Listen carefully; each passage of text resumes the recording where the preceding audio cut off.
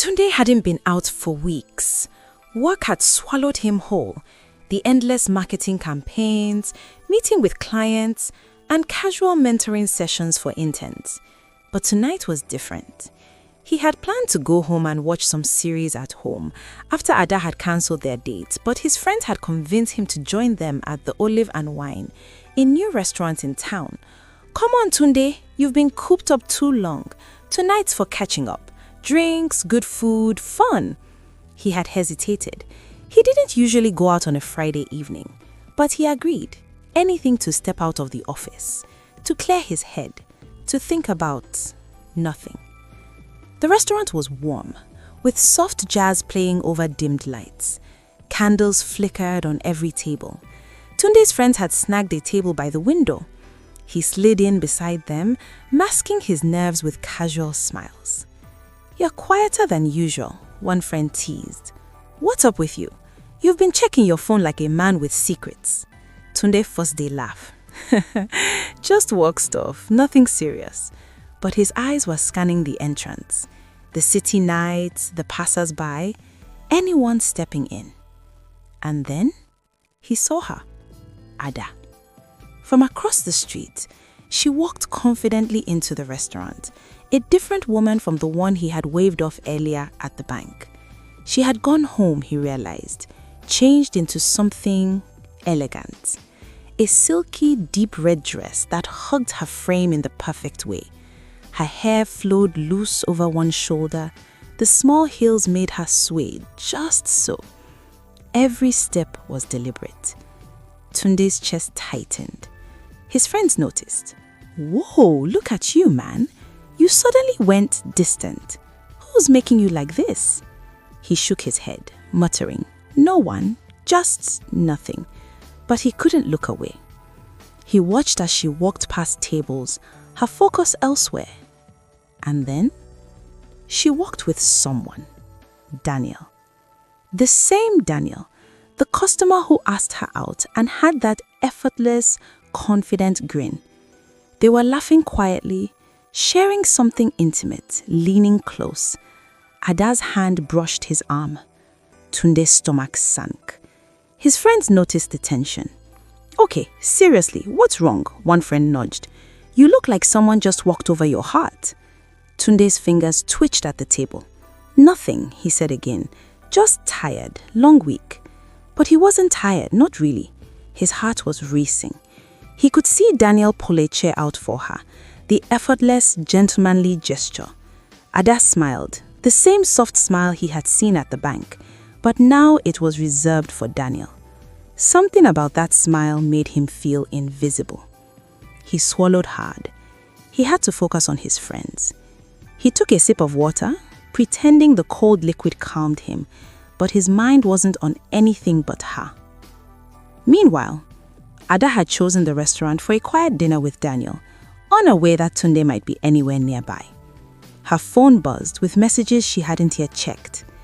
She slipped into the restaurant feeling confident and powerful, brushing off the guilt that tugged at her chest. She hadn't expected Tunde to appear tonight, not in a million years. And yet, upstairs at the bank, just hours ago, she had lied. That lie now felt like it had a pulse of its own, a heartbeat that could be felt even here, across the polished marble floors of this restaurant. Tunde's friends finally gave up trying to pry. They laughed, ordered drinks, and tried to carry on a conversation. But Tunde was elsewhere, staring out the window, eyes still on the entrance. "Man, what do you do when the one you care about isn't yours to reach?" he whispered to himself. The question hung in the air, heavy, unspoken. Across the restaurant, Ada and Daniel laughed at something trivial, their voices mingling with the soft jazz. Tunde couldn't hear what they were saying, but he could feel it. And in that moment, he realized some lies weren't just lies. They were consequences in motion. And consequences, once they start moving, rarely ask permission before they arrive. Tunde leaned back in his chair, forcing his eyes away from Ada and Daniel. He told himself it wasn't his place. She had cancelled. She had her life. He had no right to feel anything about it. But emotions rarely follow logic. One of his friends suddenly followed his gaze across the restaurant. Wait, is that the girl you are supposed to meet tonight? Tunde's body stiffened instantly. What? No, he replied quickly. Too quickly. The friend squinted towards Ada's table. Bro, I'm pretty sure that's her. The one from your office you told us about, the customer service lady. Oh, that famous Ada? Tunde grabbed his glass and took another sip, pretending he hadn't heard. But his friends had already started turning around in their seats. Across the restaurant, Ada was laughing softly at something Daniel had just said. The candlelight reflected in her eyes. For a moment, she forgot about the bank, the lie, the guilt. Until she felt something. That strange sensation of being watched. Her smile faded slightly. She glanced across the restaurant. Her eyes scanned the room casually at first, past a waiter, past a couple by the window. And then they stopped. Her breath caught. Tunde. Their eyes locked. For a split second, the restaurant noise faded away. The music, the clinking glasses, the laughter, everything blurred. Tunde didn't move. Ada's face drained of color. Daniel noticed immediately. He leaned slightly closer.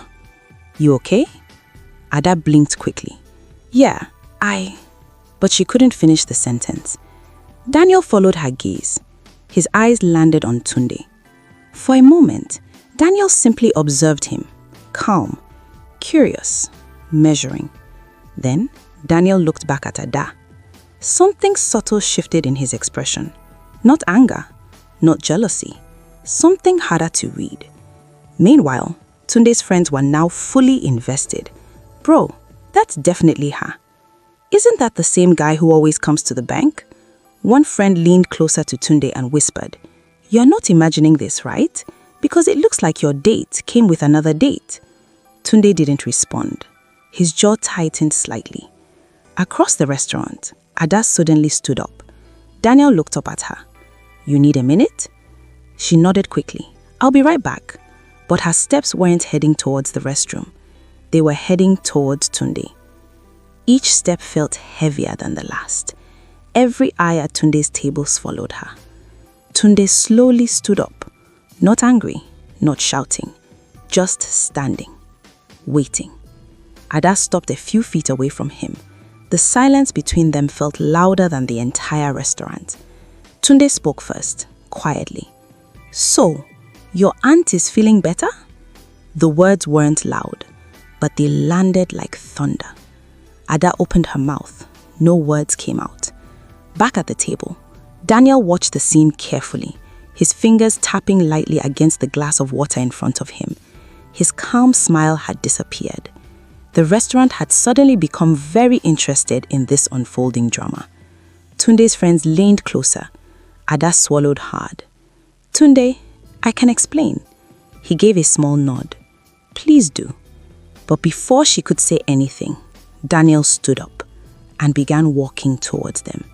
3 people, 1 lie, and now no more distance between them.